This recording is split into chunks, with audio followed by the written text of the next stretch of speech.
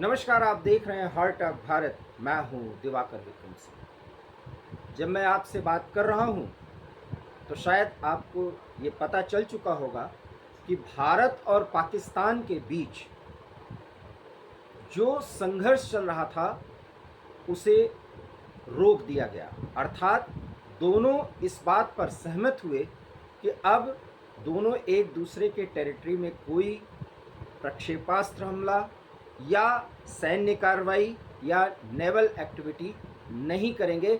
अर्थात जब हम आपको ये बता रहे हैं तो इसके मायने यही है कि दोनों में युद्ध विराम समझौता हो गया।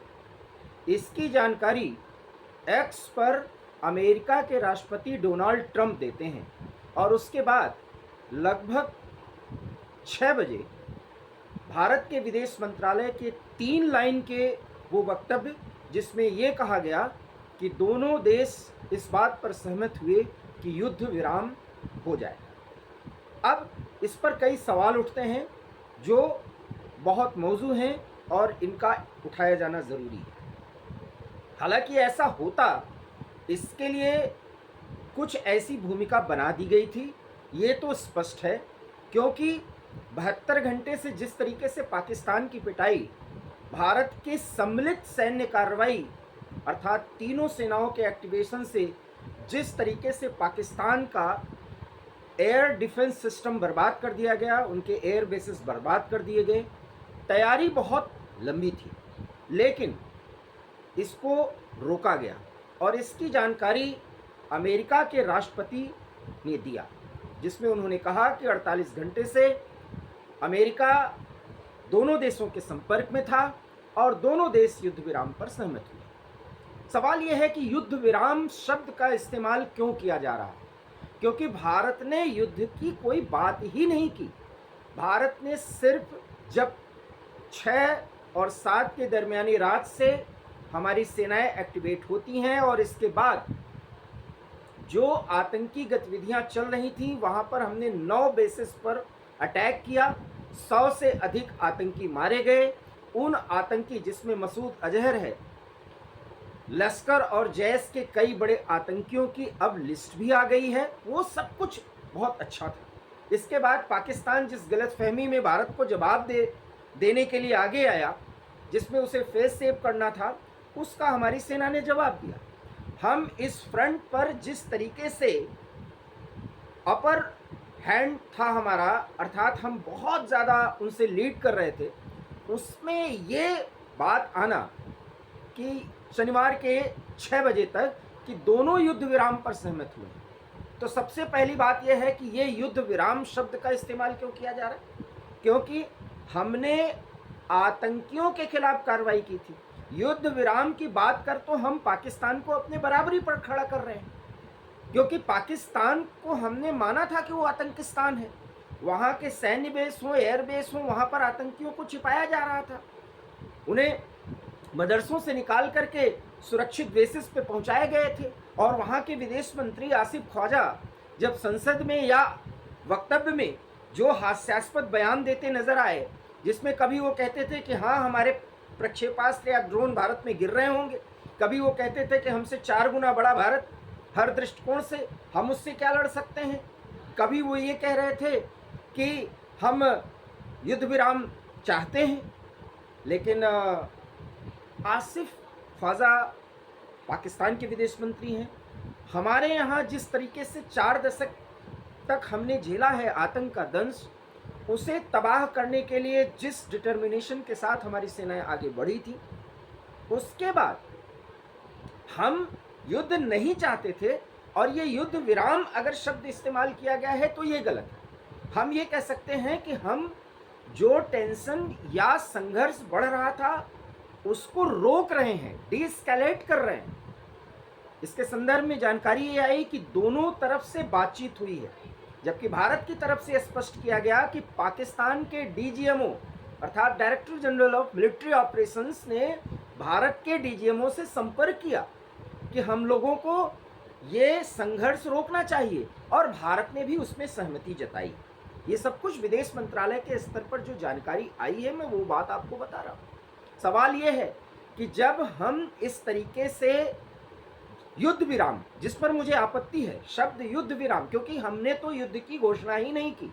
और अगर युद्ध विराम शब्द पर हम पूरी तरीके से आश्वस्त कर रहे हैं पूरे देशवासियों को, तो ये युद्ध विराम नहीं था। क्यों? क्योंकि हमने युद्ध की शुरुआत ही नहीं की।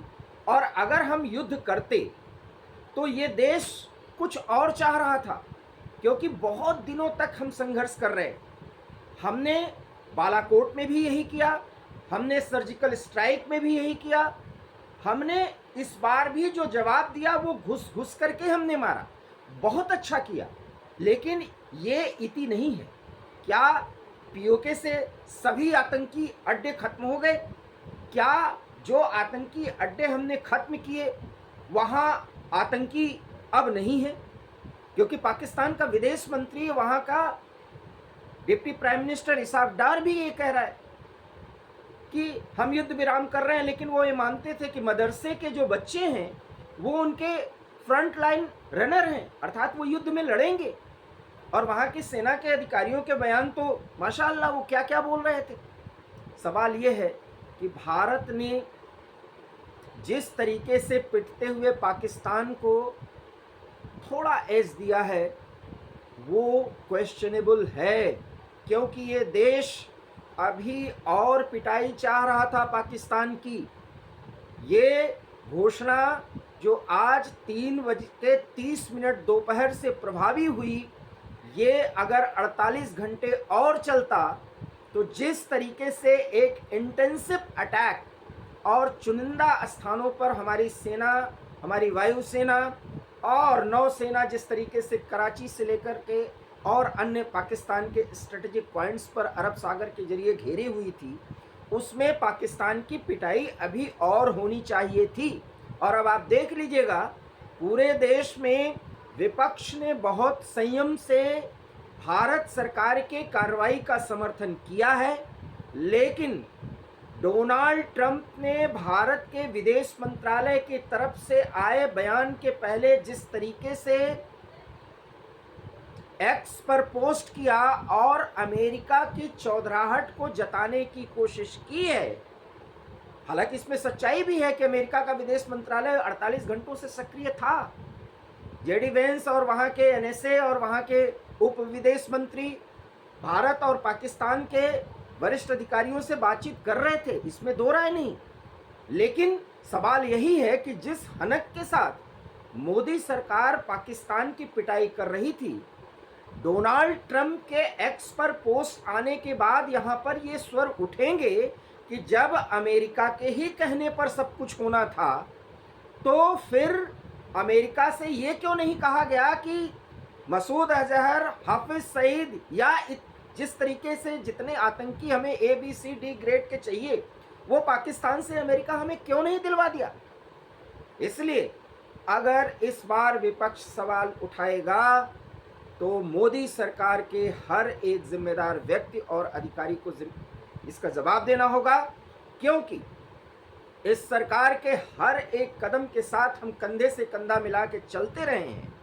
लेकिन जिस अंदाज में हमारी सेनाओं की पिटाई चल रही थी और उसमें प्रधानमंत्री मोदी सहित देश के सभी कैबिनेट के सदस्य और हमारी सेना के वरिष्ठ अधिकारी जिस तरीके से सहयोग कर रहे थे और एक्टिवेशन मोड में थे, अमेरिका के राष्ट्रपति का एक्स पर पोस्ट आना ये एक बड़ा सवाल पैदा करता है कि उनके डीजीएमओ ने, अर्थात पाकिस्तान के डीजीएमओ ने हमारे डीजीएमओ से संपर्क किया। हमारे विदेश मंत्रालय की तरफ से बयान आने के पहले डोनाल्ड ट्रंप ने जिस तरीके से दोनों के बीच अपनी मध्यस्थता में सफलता की गाथा गाने की 4 लाइन की पोस्ट में की है, वो मोदी सरकार के हनक पर थोड़ा डेंट लगा रही है और इसको स्पष्ट करना होगा। विपक्ष इसको मुद्दा बनाएगा और ये देश भी मुद्दा बनाएगा, क्योंकि हम ये नहीं कहते कि हमको पीओके सिर्फ 2 दिन में चाहिए था, लेकिन अभी पीओके सहित पाकिस्तान के अंदरूनी अन्य भागों में और धुलाई पिटाई की ज़रूरत थी। और अगर ये देश जिस तरीके से सरकार और सेना के साथ था, आने वाले समय में भारत ने ये जरूर कह दिया है कि कोई आतंकी गतिविधि भारत के अंदर एक्ट ऑफ वॉर माना जाएगा और भारत जवाबी कार्रवाई करेगा। स्पष्ट है कि हम कभी भी अब घुसेंगे अगर पाकिस्तान ने हिमाकत की।